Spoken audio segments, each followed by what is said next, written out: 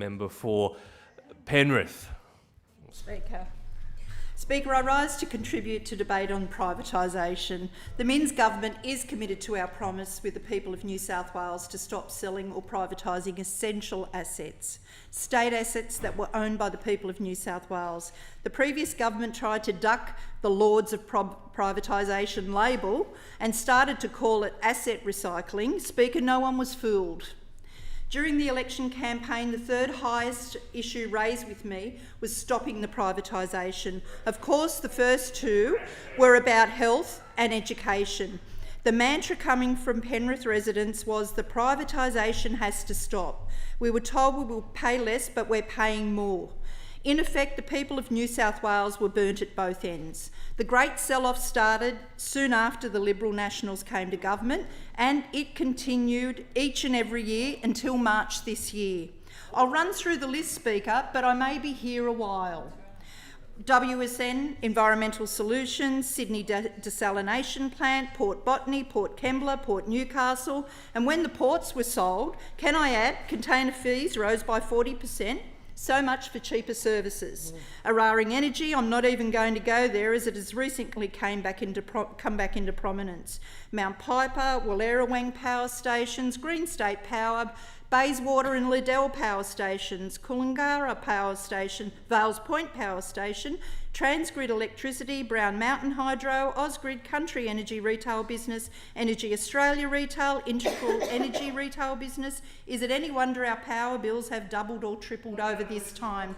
If you think that that's the end, wait, there's more.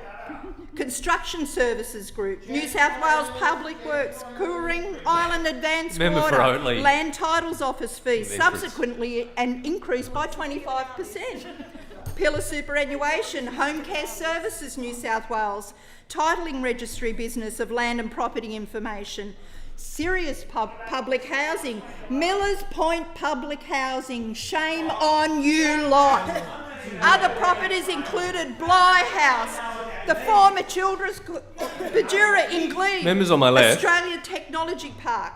In 2021, TAFE New South Wales was forced to sell $90 million worth of assets in a privatisation by stealth plan, with almost 700 frontline TAFE jobs slashed, a shocking indictment on the previous government.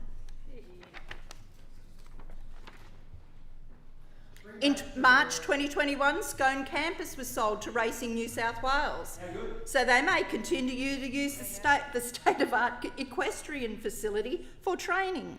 The sale of the Scone Campus was incredibly short-sighted, as the Hunter region already suffered from youth unemployment rate of 18%.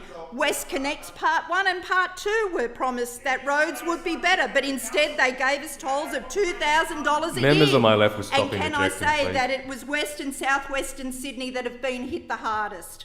Sydney became the most toll city in the world, with a private company owning all or part of M2, M4, M5 East, the M5 Southwest, the M7, the M8, the M4, M8 Link, North Connects, the Lane Cove Tunnel, the Cross City Tunnel, the Eastern Distributor. We heard from the Treasurer today, by the time the latest of all these privatised roads returned to public the member ownership. for Penrith.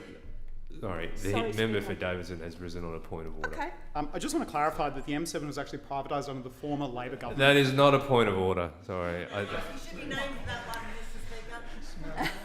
We heard. Should we put on a pause? Sorry, Mr. Speaker. That is. Thank you. We heard from the Treasurer today that by the time the last of these privatised roads returns to public ownership, a child born today will be celebrating their 37th birthday. The above list is in no way exhaustive. You could easily add the privatisation of transport services, ferries, buses, prisons. I had to laugh at a quote I heard today. If they could have privatised question time, they would have. I recognise that inflation is the preeminent economic challenge for New South Wales, and the Minns Labor government takes that seriously. We understand that the state must deal with our own contribution to the overall problem, and that's exactly what we're doing with the first fiscally responsible budget we've seen in 13 years. I'm happy to say that the New South Wales government still owns electricity infrastructure. Speaker, Labor came to the rescue just in time as the next cab off the rank was their privatisation of Sydney Water. They commissioned KPMG to go through it.